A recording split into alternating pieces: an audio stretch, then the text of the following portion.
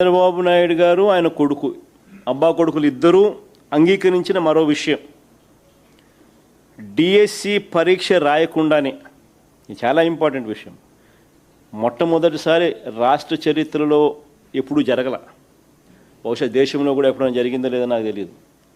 DSC పరీక్ష రాయకుండానే చరిత్రలో ఎప్పుడూ జరగని విధంగా అసలు పరీక్ష రాయకుండానే స్పోర్ట్స్ కోటా పేరిట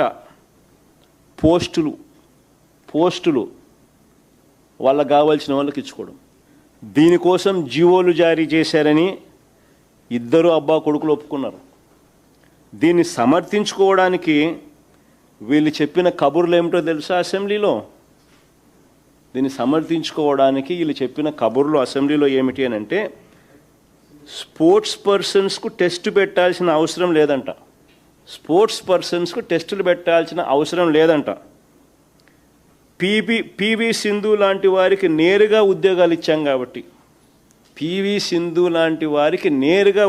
ఇచ్చాం కాబట్టి, పిల్లలకు చదువులు చెప్పే ఈ టీచర్ ఉద్యోగాలు కూడా అవి కూడా 372 ఉద్యోగాలు అలాగే సింధులాగానే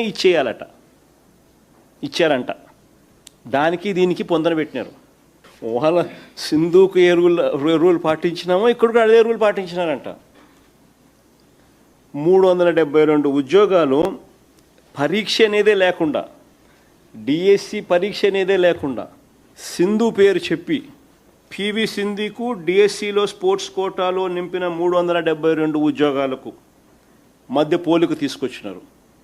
ఇది కేవలం అబ్బా కొడుకులకు మాత్రమే ఇది సాధ్యం. నిజంగా వీళ్ళ మైండ్లో చిప్పులు ఉన్నాయా లేదా నాకైతే తెలియదు. ఎందుకంటే ఎన్ని చదువులు చెప్పే ఉద్యోగాలు, వీళ్ళంతా పిల్లలకు చదువులు చెప్పి, ఈ 372 మంది పోయి పిల్లలకు చదువులు చెప్పాలా? మైండ్లో ఏదైనా చిప్పు ఎవడన్నా ఉన్నోడు ఎవడన్నా కానీ నిజంగా ఇట్లాంటి నిర్ణయాలు ఎవడన్నా తీసుకోగలుగుతాడో లేదో నాకైతే తెలియదు. ఏ రకంగా వీళ్ళు చదువులు చెప్తారు? డిఎస్సి అనేది ఎందుకు? చదువులు చెప్పడానికి నువ్వు కెపాసిటీ నీకుంది అని చెప్పి నిర్ధారించే పరీక్ష డిఎస్సి. అది పాస్ అయిన తర్వాత నువ్వు స్పోర్ట్స్ కోటా అన్నా ఇవ్వు, ఇంకోటన్నా ఇవ్వు, అది వేరే విషయం. అసలు పరీక్ష లేకుండా డిఎస్సిని రాయాల్సిన అవసరమే లేకుండానే బుద్ధునుడు ఎవడని ఇస్తాడా 372 ఉద్యోగాలు? నేను అడుగుతా ఉన్నా, అసలు పివి సింధుకు ఈ 372 మంది ఉద్యోగాలకు స్పోర్ట్స్ కోటాలు ఇచ్చిన దానికి ఎలా పోలిక తేగలుగుతారని అడుగుతా ఉన్నా. పివి సింధు అనేది ఒక ఎక్సెప్షనల్ కేసు. 2016 రియో ఒలింపిక్స్లో సిల్వర్ మెడల్ సాధించింది. 2020లో టోక్యో ఒలింపిక్స్లో బ్రాంజ్ మెడల్ సంపాదించారు. బ్యాడ్మింటన్ వరల్డ్ ఫెడరేషన్ ఛాంపియన్షిప్ సంపాదించింది.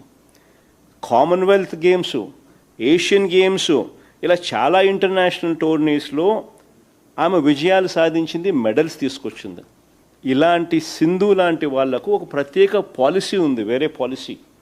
ఎక్సెప్షనల్ టాలెంట్, ఎక్సెప్షనల్గా వీళ్ళు పర్ఫామ్ చేసిన పరిస్థితులలో, ఇంటర్నేషనల్ టోర్నమెంట్స్లో పార్టిసిపేట్ చేసిన పరిస్థితుల్లో, international gold medals, silver medals, bronze medals వచ్చిన పరిస్థితులలో ఇటువంటి ఎక్సెప్షనల్ పీపుల్స్కు దే సెపరేట్ పాలసీ.